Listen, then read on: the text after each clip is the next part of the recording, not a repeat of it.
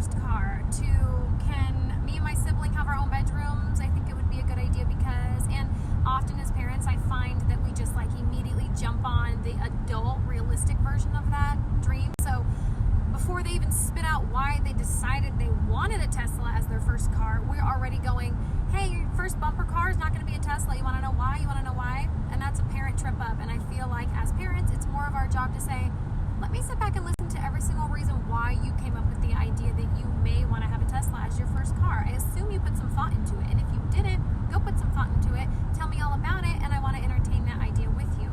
Right, but as adults, we're so busy. We don't got the kind of time to sit there and listen to our teenage child tell us 100 reasons why they thought it was a great idea. So what I do is I send my kids away and I say, oh, you're wondering if you're old enough to wear makeup? You're wondering if you're at a good age to have your own cell phone?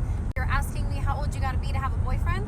Why don't you take that idea in your room and why don't you go create a little project? I want to see a PowerPoint or write me a paper, and I want you to explain why it's a good idea, what it will do for you, what could be the issues, if any. And it's a really fun situation for the kids to run off and get really creative and research, and they learn a lot. That's how Carly got her leopard gecko. That is how my kids got their own bedrooms.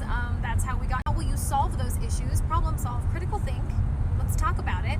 And then, of course, your dad and I will make a decision about whatever information you presented. Pretend I know nothing about a Tesla.